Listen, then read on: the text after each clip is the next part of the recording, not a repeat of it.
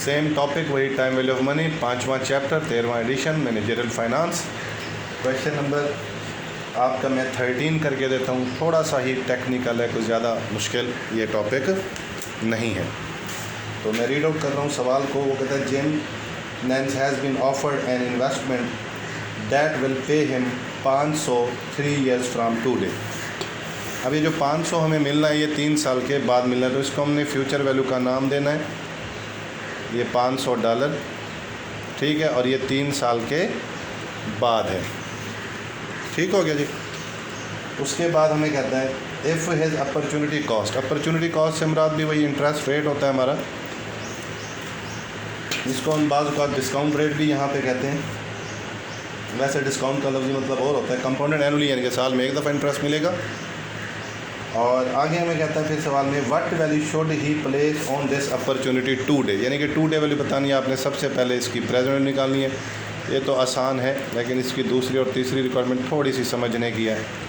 तो यहाँ पे 500, यहाँ पे 1.07 कर देता हूँ मैं डायरेक्ट, यानी कि 7% को 100 पे डिवाइड किया, 0.07 और जमा 1 किया तो ये आ जाएगा 1.07। पावर नफ़ी का आप ले लें 3, तो ये $500। अब उसी तरह सेम तरीके से आपने फैक्टर निकालना है, 1.07 पावर माइनस का 3, तो ये फैक्टर 1 से कम निकलना चाहिए। तो ये आपका आ जाता है 0.8162 0.8162 मल्टीप्लाई कर देंगे इसको 500 के साथ, तो यहाँ पे इसका जवाब आ जाएगा $408.15।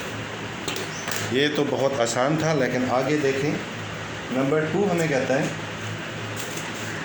नंबर बी या 2, what is the most he should pay to purchase this payment today.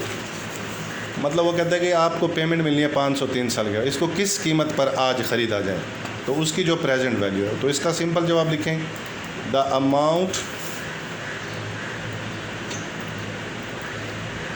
Calculated in part A should be its purchase value.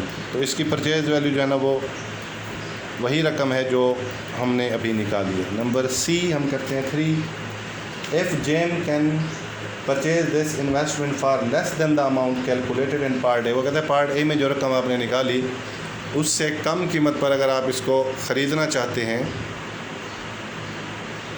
उससे कम कीमत पर अगर आप इसको ख़रीदना चाहते हैं, what does that imply about the rate of return that will earn on this investment. यानी कि वो कहते हैं कि अगर इस प्रेजेंट वैल्यू को आप कम करना चाहते हैं तो रेट पर क्या इफ़ेक्ट पड़ता है। रेट हो या नंबर वियर हो, उनका प्रेजेंट के साथ इन्वर्स रिलेशनशिप होता है। तो इसका जवाब सिंपल सा है, इफ़ प्रेजेंट वैल्यू, सॉरी यूँ लिखें, if rate increased present value will be decreased, कम हो जाएगी, एंड वाइस वर्सा, ठीक है, यानी कि इसके उलट, यानी कि रेट को अगर बढ़ा देते हैं तो प्रेजेंट वैल्यू कम हो जाती है, अगर रेट को कम कर देंगे तो प्रेजेंट वैल्यू बढ़ जाएगी।